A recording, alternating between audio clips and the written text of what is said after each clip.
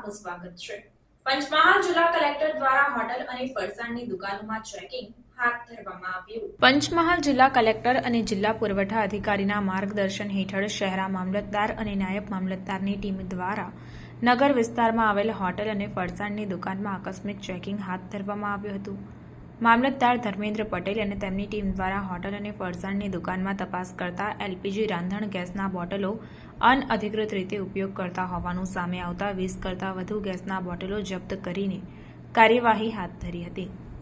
Panchmahal collector Ashish Kumar અને જિલ્લા પુરવઠા અધિકારી એચ.ટી. મકવાણાના માર્ગદર્શન હેઠળ શહેરા મામલતદાર ધર્મેન્દ્ર પટેલ અને નાયબ મામલતદાર આર.એચ. તાવિયાડ, સર્કલ ઓફિસર ભાવેશ પરમાર અને આર.સી. તડવી સહિતની અલગ અલગ ટીમો દ્વારા હોટલ અને ફરસાણની દુકાનમાં એલપીજી રાંધણ ગેસના બોટલનો અનઅધિકૃત રીતે ઉપયોગ થતો હોવાને લઈને આકસ્મિક ચેકિંગ બસ સ્ટેશન, સિંધી ચોકડી અને અણિયાદ ચોકડી વિસ્તાર સહિત અન્ય વિસ્તારમાં હાથ ધરવામાં આવ્યું હતું। મામલતદાર ધર્મેન્દ્ર પટેલે અને તેમની ટીમે હોટલ અને ફરસાણની દુકાનોમાં ઘરેલું વપરાશના બોટલનો ઉપયોગ થતો જોવા મળતા 27 જેટલા ગેસના બોટલો જપ્ત કર્યા હતા।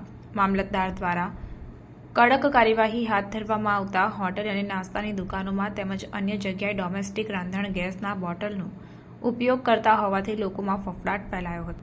જો કે મામલતદાર ધર્મેન્દ્ર પટેલ દ્વારા આવી જ રીતે કાર્યવાહી આગામી દિવસો સુધી શરૂ રાખવામાં આવશે તેમજ ફરસાણની દુકાનોમાં વપરાતા તેલ, ચણાનો લોટ તેમજ અન્ય સામગ્રીની પણ તપાસ કરવામાં આવે તે જરૂરી હોય ત્યારે જોવું રહ્યું કે આગામી દિવસ સુધી આવી જ રીતે કાર્યવાહી શરૂ રહેશે કે પછી એક જ દિવસ પૂરતી હતી તે તો હવે આવનારા દિવસોમાં જ ખબર પડશે। મહેરબાન જિલ્લા પુરવઠા અધિકારી સાહેબની સૂચનાથી મારા દ્વારા અલગ અલગ ટીમો બનાવીને હોટલોમાં ચેકિંગ હાથ ધરવામાં આવ્યું હતું।